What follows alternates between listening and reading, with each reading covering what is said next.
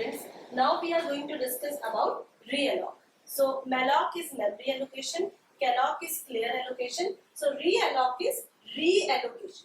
Reallocation itself is telling that whenever we have already given the memory and execution time with the help of Malloc and Calloc.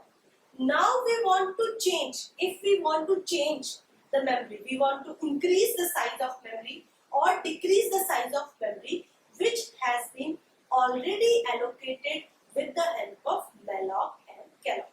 So Realloc function is used to change the size of the memory block without losing the old data. But without using the old data, when we want to increase the size, then only the data will not be lost. Okay, but if the size we want is smaller than the previous one, then there may be a chance of losing the data. For example, how we will use Realloc.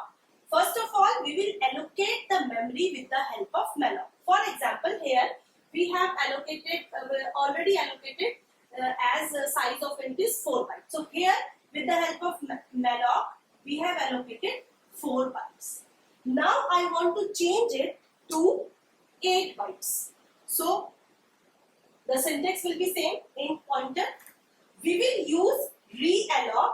We will use realloc PTR. Here this pointer is very important. Why?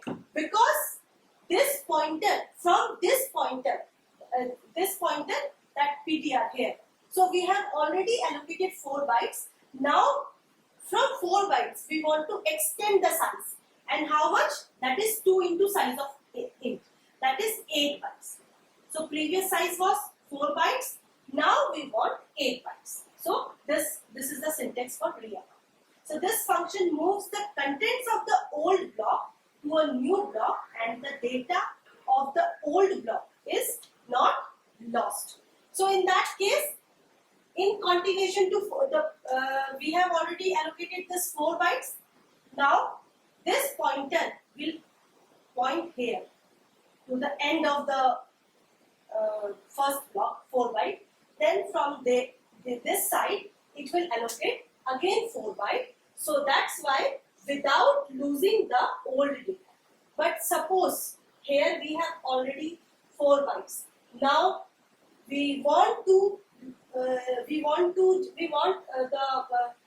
instead of 4 bytes we want 2 bytes. So here the old data may be lost. So we may lose the data when the new size is smaller than the old. Okay. So Realloc is used to increase or decrease. We have already allocated with the help of Malloc and Calloc. In that Malloc and Calloc we want to increase or decrease. Okay, that's why it's called reallocation. Now one point is that the blocks that are added, that are new, they are uninitialized, so that we can enter the data in the uninitialized blocks. Okay, so the data which we want to enter is uninitialized. They are uninitialized blocks. Okay. Now with the help of program, I will explain that what is how the reallocation is done with the help of allocation function. So we have already declared just int I. Okay. We have given the memory with the help of Malloc as 2 into size of int. That means 8 bytes. 8 bytes is given. If pointer is equals to null, memory not available. Okay. If it is null, so memory will not be allocated. Else, when memory is allocated, we will enter. We have entered till 2, and we have entered the inputs. Now, just suddenly, we want to increase the size now. We have already allocated using Malloc. Now we want to again increase the size to how much? 4 into size of int. That means 16 bytes. We already have 8 bytes. Now we want to increase from 8 bytes to 16 bytes. For that we will use realloc function. Syntax I have already told. And the most important thing is this pointer of Malloc, because it will start from the last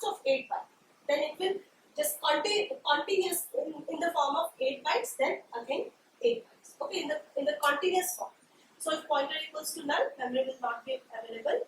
Then we will enter more 4 bytes here in continuation to this malloc. We will again increase the size, as we have already discussed this thing, how we enter in malloc. So realloc is reallocation, which we have already allocated with the help of malloc.